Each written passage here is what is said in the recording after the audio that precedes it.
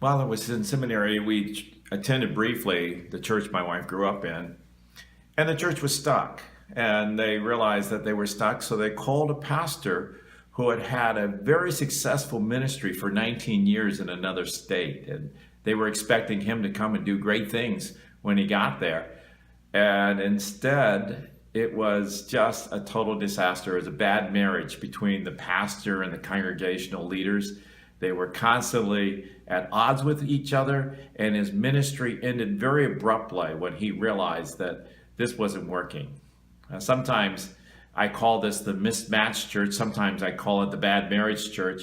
Essentially, what we're talking about is a church where the pastor and the congregational leaders are like oil and water. They just don't match each other. They don't mix well. And it leads to one of three endings. Either the church splits, and that happens quite often, or the congregational leaves. You might be surprised about this, but I've actually seen two congregations just vote with their feet and leave the pastor behind in the building. Or the pastor leaves. That happens too. Being mismatched is not about your theology. It's not about your preaching. It's not even about your personality. What it means is that you have a different strategy for the church's future than those who are already there.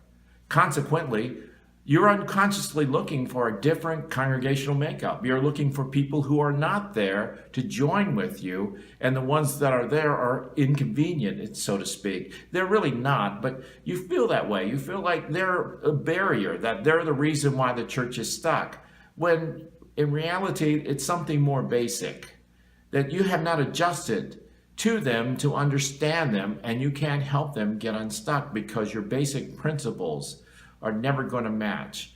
Your foundational beliefs, your foundational core principles that guide you in ministry are just never going to match theirs. What do you do when you're in a situation like that? Well, first thing is that it's your responsibility to notice. It's not their responsibility. You need to notice. This is not working.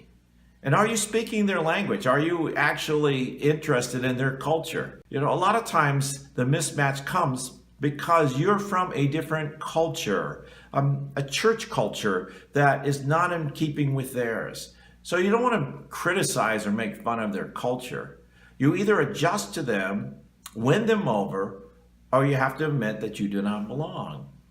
I worked with a guy who was from another state, came down to Florida, was leading an organization that was planting churches, but he didn't understand the culture. He kept on making fun of the culture, and he was irritating the other leaders in the organization he was part of because he was so tone deaf about their culture. And finally, it became apparent that he didn't fit with all his gifts and all the things that he knew. He had to leave. So you don't make fun of their culture. You have to study the culture. You have to say, do I understand this culture well enough to be here?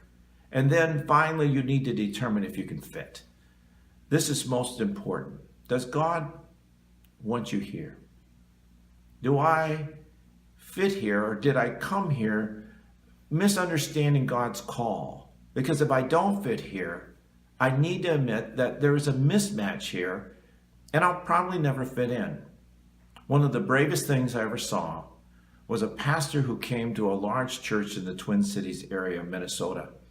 He had uprooted his family from Pennsylvania. He had come there at their call. He was their pastor for 1 month, and he got up in the pulpit and he announced to the congregation that he needed to resign, that he was leaving because he recognized that he was not the right match for this large church. It was kind of one of those opportunities of a lifetime. But he recognized that he was the wrong guy, and he wasn't really the person that God was calling for them to have as a pastor, and he resigned. You need to take that to heart. If you're mismatched in a church, you can't help them to become unstuck.